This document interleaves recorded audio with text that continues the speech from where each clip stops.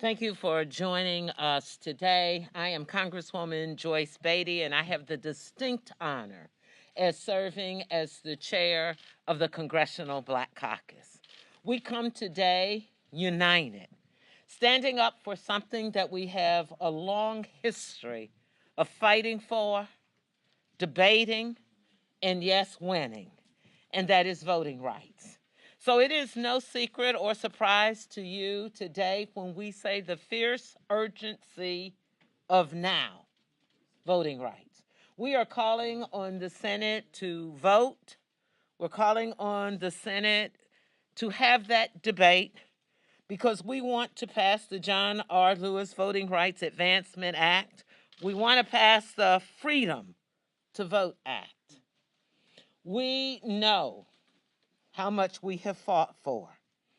Yesterday, I was proud to join President Biden and Vice President Harris in a place of profound civil rights and voting rights history to advocate for the most foundational, sacred thing that I can think of. It makes me emotional. When I think of as a black woman, I must stand here today before you asking us to do something that the past 5 presidents have done and 4 white Republican presidents reauthorize the Voting Rights Act. So the real question you should ask yourself is what happened? What happened with this last president that got us to where we are today, that my colleagues will not stand up and pass the Voting Rights Act? Is it because we win? Is it because we vote? That is what you should ask yourself. Let me end by saying that the president made it very clear. Where do you stand?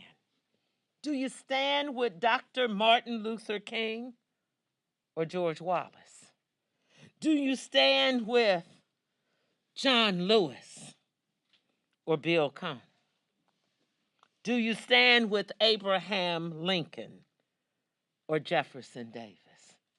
We stand here, civil rights leaders, advocates, legislators, lawyers. We stand here fighting for the people. And so today, I'm going to bring several members up, and we're going to do something a little different. We're going to do the floor house 1 minute for you, with the exception of our leader and majority whip, Clyburn. And then I'm going to ask my members to join me. Birthday lady, Congresswoman Sheila Jackson Lee, will join me at the podium. Former chair of the CBC, and good to have our good friend Ifume back, will join us to help address questions. With that, Congressman James Clyburn. Thank you very much, Madam Chair. I want to surprise you with this. I don't think there is any issue more emotional with members of the Congressional Black Caucus and our constituents than the issue of voting. I don't believe there's any group of people other than the Congressional Black Caucus and our constituents that are really practical when it comes to the political process. No group is any more practical than we are. And that is why when we sent the For the People Act, H.R. 1, and the John R. Lewis Voting Rights Act, H.R. 4, over to the Senate, and we saw significant reticence on the part of various senators when Senator Joe Manchin of West Virginia expressed support for the People Act, except that he had some misgivings about parts of it. So when he decided that he could put together legislation that he thought would be bipartisan, and he proposed what he called the Freedom to Vote Act. Every member of this caucus lined up in support of it, demonstrating the practicality of the political process. So the Freedom to Vote Act is not our bill. We agreed to support Senator Joe Manchin's bill. So that's what this bill is. And we are finding some real issues trying to figure out why is it that when we decided to support his bill, he seems to be supporting a filibuster of his own bill. That to us is very disconcerting. Finally, I think that all of us in the Congressional Black Caucus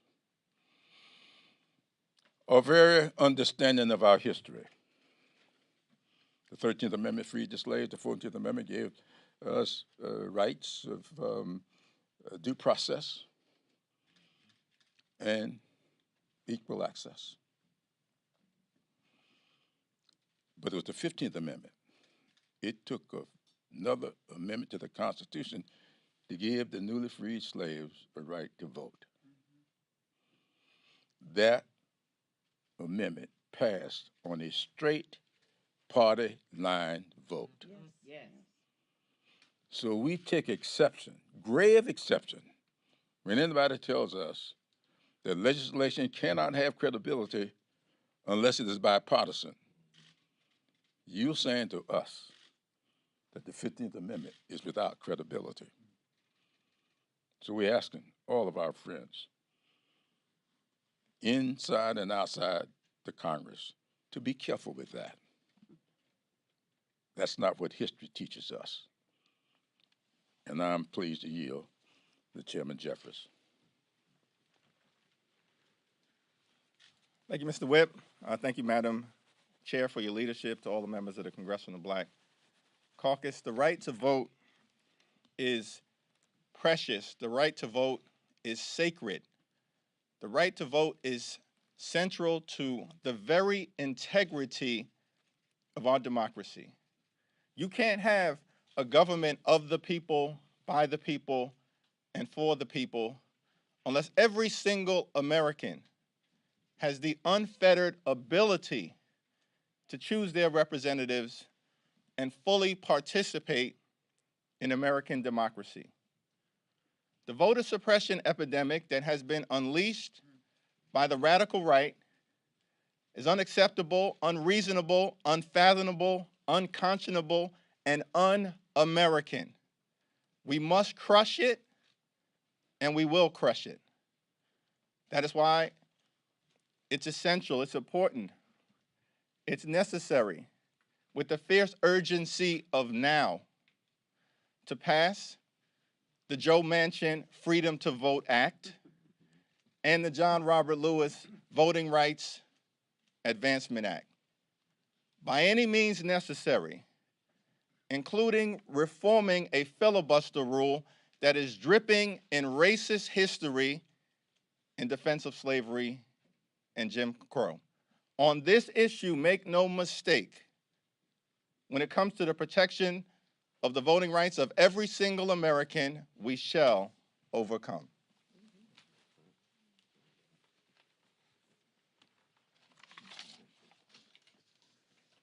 Last week, we marked 1 year since insurrectionists stormed the U.S. Capitol to overturn a Democratic election. In the weeks before the attack, some Republicans made despicable, false claims against voters in my state of Nevada. But they failed. Their insurrection failed. And in the years since, Nevada has made protecting voting rights our sacred mission. Today, the Congressional Black Caucus is here to use our power and our message to call on our Senate colleagues to protect the freedom to vote. Seize this moment. Pass the John R. Lewis Voting Rights Advancement Act. Pass the Joe Manchin Freedom to Vote Act. Guarantee safe, secure, and free elections for all Americans. The world is watching us, and now is the time to stand up for our democracy. Hi, I'm Congresswoman Terry Sewell, and I proudly represent Alabama's 7th Congressional District, which includes the historic civil rights cities of Birmingham, Selma, and Montgomery. It was in my hometown of Selma 56 years ago where John Lewis and the foot soldiers shed blood on a bridge for the equal right of all Americans to vote. But as we know, old battles have become new again, as state legislatures across this country erect deliberate barriers to the ballot box, trying to silence a certain group of people. These new laws may not require us to count how many jelly beans are in a jar, but modern-day voter suppression is no less pernicious. Yesterday, I was honored to join President Biden and Vice President Harris and our Madam Leader of the Congressional Black Caucus, Joyce Beatty, as the President spoke of an urgent need to protect the sacred right to vote. I applaud the President for being unequivocal in his statement that by any means necessary, we must change the rules in the Senate and pass the John Robert Lewis Voting Rights Act. Our nation is at an inflection point. Voting right legislation will go to the Senate floor and it must pass. You know, we're on the anniversary, the cusp of the Martin Luther King celebration day, Monday. But there can be no celebration without liberation, without freedom, without the right to vote. As we prepare to observe the birthday of Reverend Dr. Martin Luther King, let us remember that justice delayed can be justice denied. The time to act is now. Nothing is more fundamental to our democracy than the sacred right to vote. The time to talk is over. It's now time to act.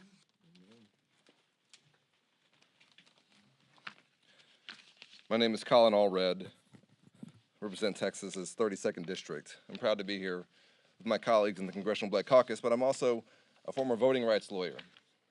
I can tell you, we knew when we'd go into court, there'd be some judges that we weren't going to get a good ruling from. We knew that the courts might not be on our side, but we always had the law. We had the Voting Rights Act. We don't have that protection right now. And we know that it's not going to be the courts that are going to protect our rights right now. It's going to have to be us in the Congress. And so the Congressional Black Caucus is coming together today to say to the United States Senate that there is nothing more important. After our Capitol was attacked by people trying to overthrow our democracy, after a rash of laws have passed across this country to try and make it harder for certain Americans to vote. In the state of Texas, where it was already the hardest state in the country to vote, they just went and made it harder. That now is the time to act.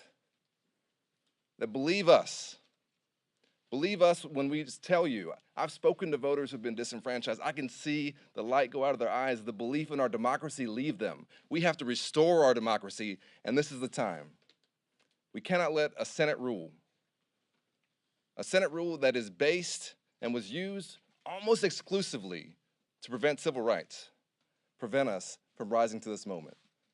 I know all of us in the Congressional Black Caucus will do everything we can, but we're calling on the United States Senate, and we're calling on a few senators in particular to rise to this moment. Pass your own bill, Senator Manchin.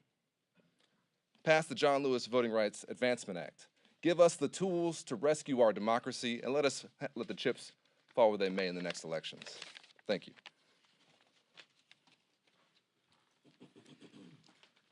I'm Val Demings, representing Florida's 10th Congressional District. We are the home of the brave, land of the free, the greatest nation in the world. But we are here today to hold America to its promise. I stand today remembering my parents, My father was a janitor and my mother a maid. My dad used to go to work 7 days a week to make ends meet for our family, but I cannot remember a time that my parents did not cast their vote. They saw it as their civic duty. My parents understood that their vote, while they didn't have a lot of money, their name was on no buildings, their name wasn't famous, people didn't rise when they walked into the room, that their vote mattered. And it mattered just as much as the richest man or woman in town. We can talk about health care, we can talk about civil rights, we can talk about women's rights, we can talk about Social Security, Medicare, education. But all of it is at risk. All of it. Everything that you care about, regardless of your party, and everything that we care about is at risk if we do not protect the right to vote. We're not going anywhere. We're dang on sure not going back. We will use every tool within our power to protect the precious, sacred right to vote.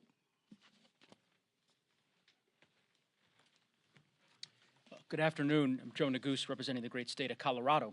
And as Representative Sewell reminds us, in just a few days, tens of millions of Americans will commemorate Martin Luther King Jr.'s birthday.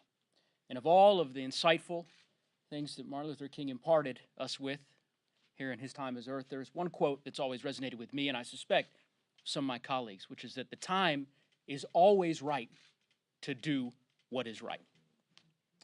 The time to safeguard voting rights, to protect voting rights, and to advance voting rights is now.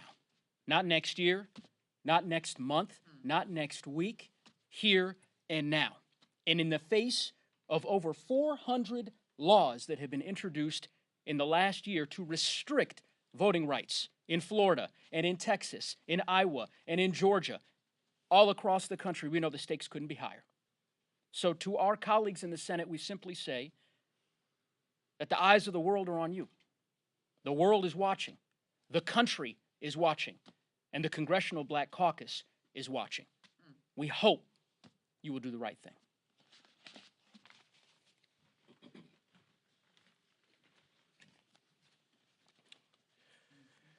Good afternoon. I'm Mondaire Jones, representing New York's 17th Congressional District. Our democracy is in crisis. The insurrection at the Capitol on January 6th of 2021 told us so. And now the same party that incited that violent attempted overthrow of the federal government because of the deep unpopularity of its policies is seeking to disenfranchise large swaths of the American electorate, chief among them Black and brown voters. There is a way to stop that from happening. We must pass Joe Manchin's Freedom to Vote Act and the John R. Lewis Voting Rights Advancement Act. We are faced with an existential question about whether we will have representative government for we, the people, moving into this upcoming year. And the answer can be yes, but only if we use the limited time we have available to us, only if we use the power that the American people have given to us to secure the fundamental right to vote. We know that voting rights are preservative of all other rights, and nothing comes close to being as important, certainly not a filibuster of accidental origin that has been weaponized to block the same kinds of civil rights legislation that we are simply trying to enact into law today. This is legislation that was previously non-controversial in the early 2000s. I remember marching with the NAACP in Washington, D.C. as a young activist to reauthorize the original Voting Rights Act, which was done unanimously in the Senate. When does that ever happen? And nearly unanimously in this chamber. And so we have got to do the right thing, and we have got to prevail upon, with the help of the President of the United States, who has endorsed filibuster reform, Senators Manchin and Sinema, to rise to this occasion and to make an exception for the purpose of saving our ailing democracy. Thank you.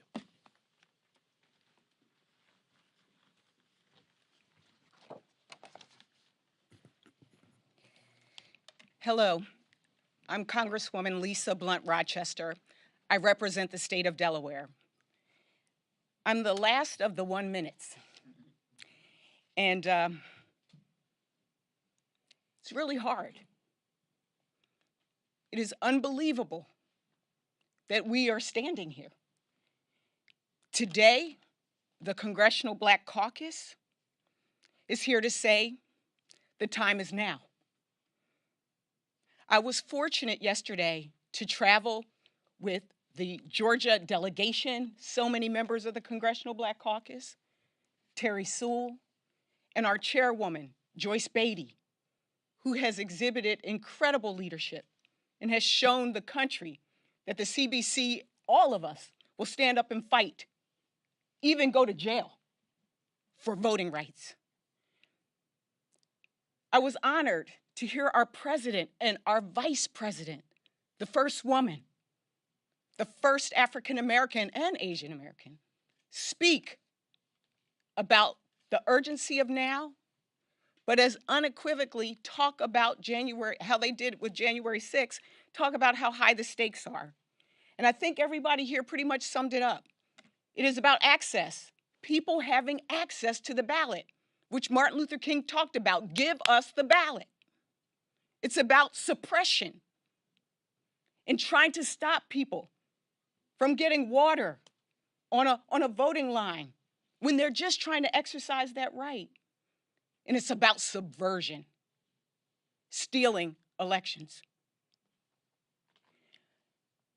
We are the conscience of the Congress, the Congressional Black Caucus. And many of you have seen, I carried this scarf on day one. I carried it the day of the insurrection. I carried it to Atlanta. It is from Georgia. It was the oath that allowed my ancestor to have the right to vote. It took brave people to stand up and vote to end slavery. The reality is, had there not been courage before, we would not be standing here. And so today, we say to the members of the Senate to pass the John Robert Lewis Voting Rights Advancement Act, to pass the Freedom to Vote Act, to know that this is not just about a policy, this is about our entire democracy, our way of life. I'm proud to be a member of the Congressional Black Caucus, and I'm proud to say, this is our power, and this is our message to the Senate. Thank you. Thank you. Thank you to all of my colleagues. We will take a few questions, but let me just say, thank you to my colleagues.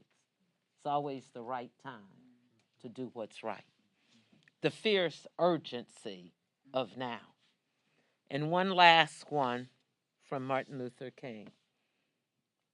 Doesn't matter where you stand in the time of comfort and convenience, but it is the actions that you take during a time of challenges and controversy.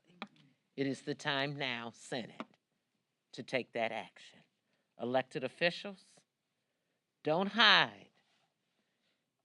Don't not support voting rights and then dare to celebrate King's birthday. Stand with us. We'll take questions as I ask Sheila Jackson Lee and Kwesi Fume to join me at the podium. Are there any questions? And we'll ask you to monitor the questions for a timing. Madam Chair, thank you. As a caucus as a whole, what are you doing? Have you had any direct conversations with Senators Manchin or Sinema? Are you doing anything as a caucus to put additional pressure on them? And then secondly, obviously President Biden will be here tomorrow.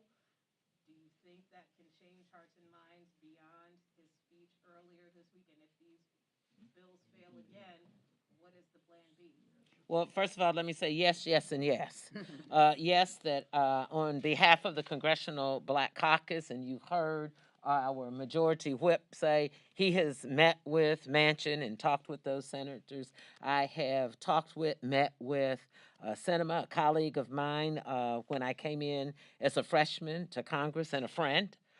So we've had a number of conversations. I've had a conversation with Senator Manchin, too many to count with Senator Schumer. And let me just say, the Congressional Black Caucus brought Senator Schumer into our official caucus meeting where we've had a dialogue. He was most gracious yesterday in taking time from his meetings to talk with me multiple times. So we are conversing. They know where we stand, and we've seen progress.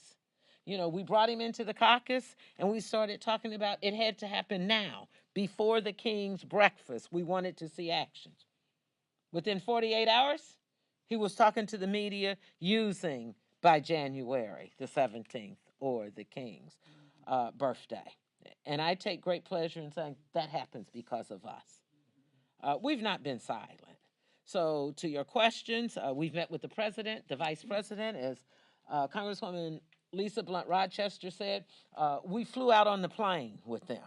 And I assure you, going and coming back, one conversation: voting rights, being more engaged, and taking the debate, making the debate, and taking the vote. I'll go here. Thank you. And then I'll go there. Who's back there? No, I'll go to you and then I'll go back. Thank you. Do you wish then the Senate, you mentioned your conversation with Senator Schumer, do you wish the Senate moved sooner on this? Like they spent a lot of time on the Build Back Better agenda. Was this something that should have been taken up last fall when this first got started with John Lewis Wright's voting rights bill was first introduced and stuff? Well, clearly, we want voting rights. We can't look back to what didn't happen before. Certainly, when you work hard, the House has done their job. We voted on it. We passed it in the House. We would have liked that continuum to have taken place. It didn't, so here we are now wanting the voting rights. Do you want to add anything to that, Sheila? I know my colleague will as well. Let me just combine the two questions that have been asked. And I think you need to take a clear look at us. We love our fellow members, but you're looking at black faces. You're looking at faces that are the direct target of the lack of voting protection. I stand here, I believe, as the first member who lost her district in redistricting that was pointedly attempting to eliminate two black members who happen to be members of the Congressional Black Caucus. I am not imagining, I am speaking.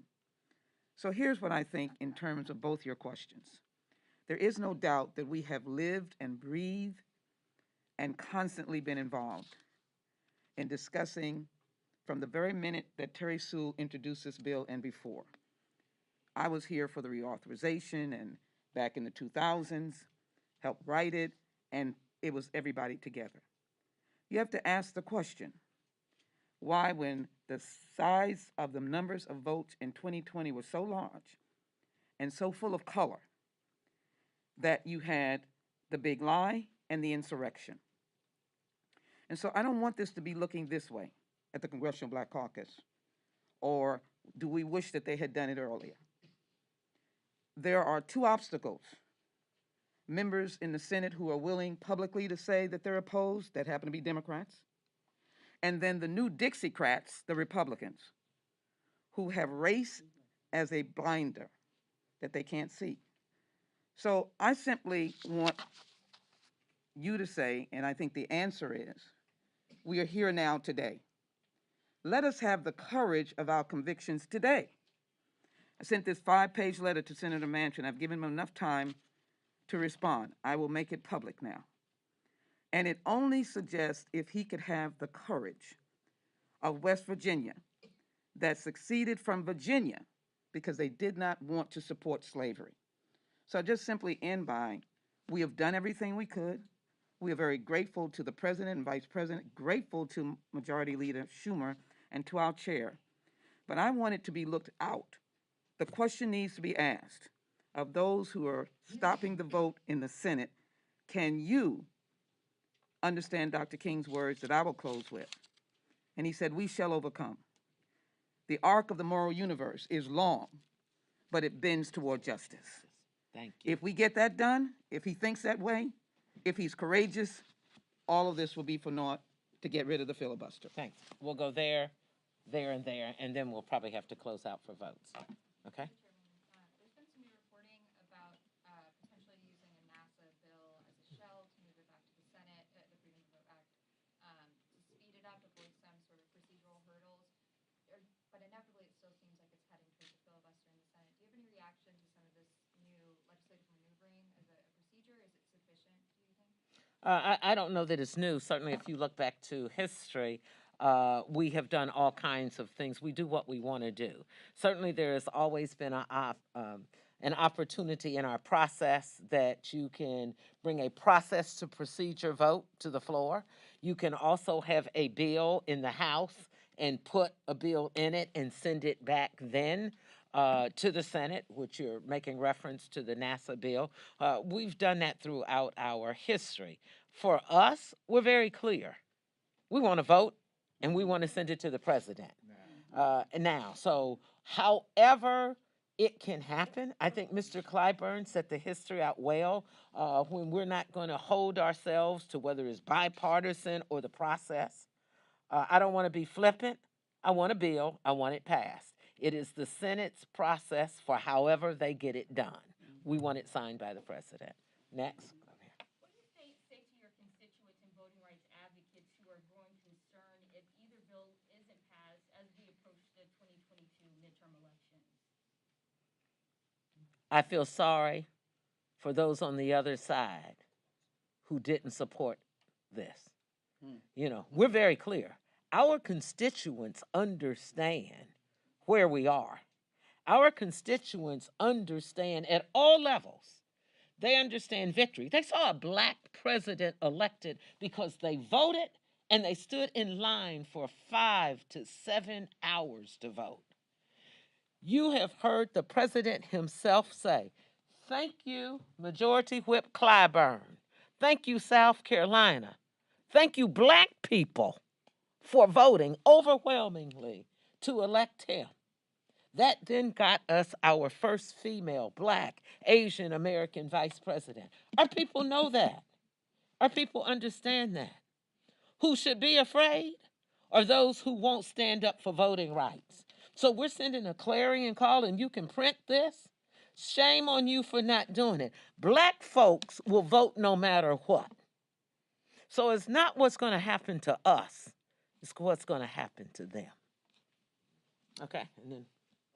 If the filibuster is removed and both of these bills do end up able to pass, would you be concerned then without a filibuster if a future Republican Congress could come in and potentially implement voting laws like the ones in Georgia and Iowa that were referenced earlier in this press conference, except this time they could be on a national level and there would be no filibuster to stop it? Well, let me just say, if you expected me to count on what my racist colleagues and folks on the other side have been doing, it doesn't matter whether there's a filibuster or not. They're going to do what they're going to do. Look at January the 6th and what happened. Look at some of the laws that they're putting in place. So for us, it's the urgency of now. For us, it's getting the voting rights law passed, signed by the president, and I'll worry about 2 years when I get to 2 years. Kwesi, would you want to say anything to close us out?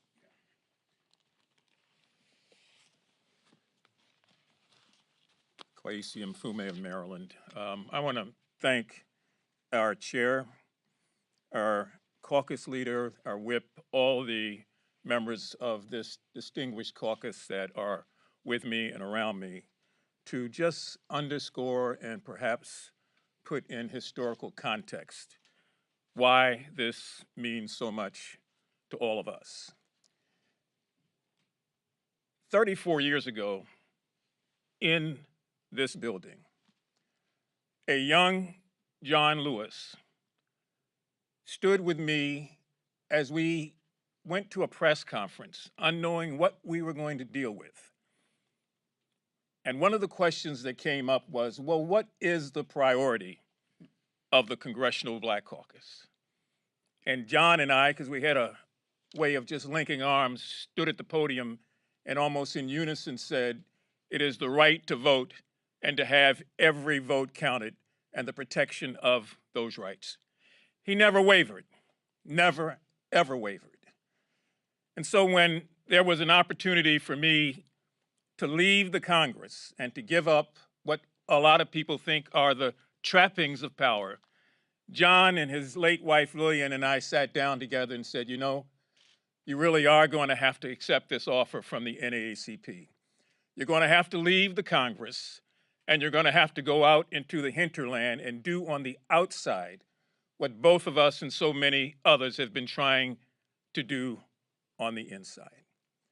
And so I left to head up the NAACP for almost 10 years and to work in every state in this nation on the notion of a very basic concept that he held up to his death that was near and dear to his life, the right of people to cast an unfettered ballot with every expectation that that would be counted. And so it was irony for me to come back after being away for 24 years and to see John in the state he was in when I got back. And he called and he said, well, my friend, you've come back in from the cold. But the fight, that fight that we talked about in 1987 is still very much alive. So when the chairwoman talks about the visceral meaning of this to all of us, or the gentlewoman from Delaware or anyone else, it is not contrived. It is what we believe, it is what we feel, it is in our DNA, and is what we are compassionately committed to no matter what.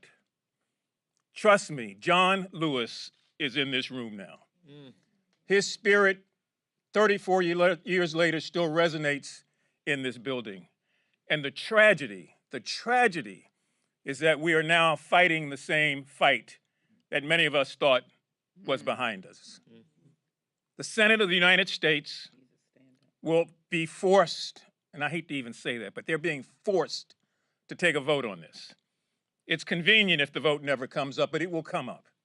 And everyone will be judged by history on how they stood, on how they acted, on how they voted when the rights of Americans all across this country to vote and to have those votes counted would in fact come before them. I urge everyone in the Senate to think about the things that have preceded you and all of us, to think about this nation, to think about the history of segregation and Jim Crow, the history of exclusion, so that when you cast that vote in the Senate, you are casting it to do away with those things, not to reaffirm them. Thank you, Madam Chair. Thank you. Our power, our message. This ends our press conference. Thank you. Thank you all for coming, to all the members. Thank you. Well done. Thank you, dear. Thank you. Well done. Thank you. Sure. But I'll take the one. Okay, so you talk about the black people, a lot of them come out to vote, and what about the black Republicans that do agree with you guys with the voter reform, but you guys excluded Brian Donalds?